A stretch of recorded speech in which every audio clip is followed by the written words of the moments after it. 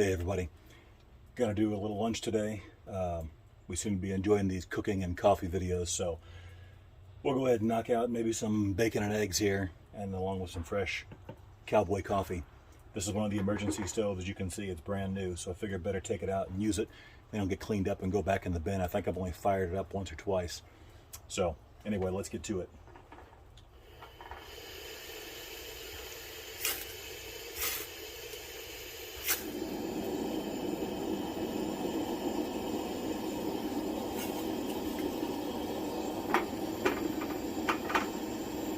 Alright, that'll be a minute. Everybody's got their own way of doing this, but the way I do Cowboy coffee is, right as you can see, the water's coming to a boil. There we go. Give that a quick second. There we go. I go ahead and kill the heat. Then we take our coffee, pour it in there, and just give it a good stir. You don't want to, I don't like to boil the coffee grounds in the water.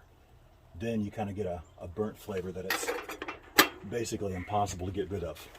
So by doing it right before it boils and by putting the coffee in after the water has reached boiling, you don't get that burnt flavor usually, or at all actually. So that's how I like it. If you do it that way, Cowboy coffee is as smooth as it gets. Time for the good stuff.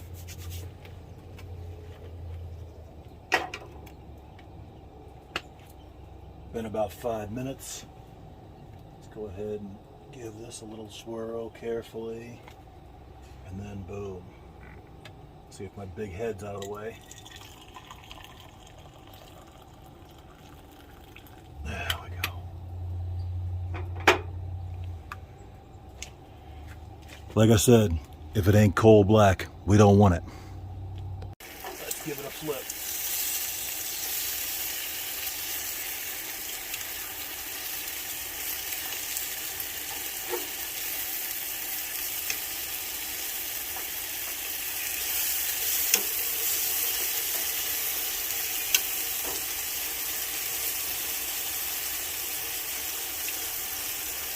Ooh, buddy.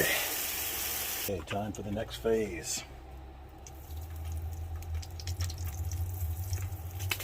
All right, while we're cooking these hash browns here, so the thing about Cowboy coffee, guys, there's a couple of things. Number one, you can use a little bit lesser grade coffee and still get a very, very good cup of very drinkable coffee, because the way it sits there and steeps, you're getting a really good level of extraction. Like this is Cafe Bustelo, which is kind of what I keep in the shop for Cowboy coffee and stuff. It's a little cheaper than what I drink every day in the bun, but it tastes very good, very rich, and it's very drinkable as a coffee out of a Cowboy coffee like this. The other little tip is, when I grind this, they always recommend you grind your French press and your Cowboy coffee at like a coarse grind. What I do is I grind it just shy of drip grind, and then you get a more fuller extraction, a deeper extraction out of it, and it gives you a very rich flavor and taste. And you're getting quite the punch too. It tastes very good. So you should give that a try sometime. No breakfast food meal is complete without eggs.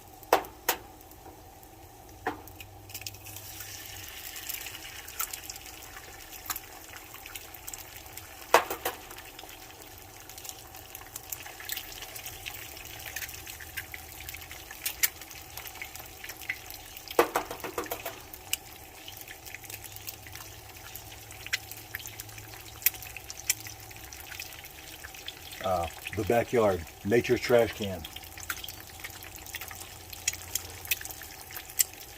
There is no way I'm going to get all these eggs and everything on here without making a mess, but just to show you, we'll be realistic, and I'll include the good with the bad, and the bad with the good. Well, look at that.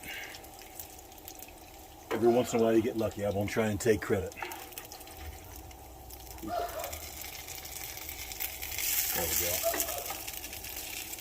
Lost part of my hash brown. Fair enough. Get this here. Oh man, that is going to be delicious. Take and cover that up for a minute. Now what we do, we take this off, warm our coffee back up, and then we'll have piping hot coffee to top off here and eat this all together. Should be good stuff.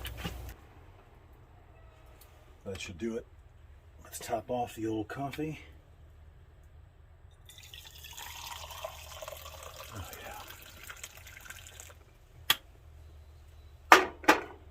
Get out there, test your gear. Like I said, I've had this stove a long time, but I wanted to pull it out and I only fired it up to test it a few times. Never actually cook with it. So test your gear, make sure you're ready, and man guys, cook outside. It just tastes better.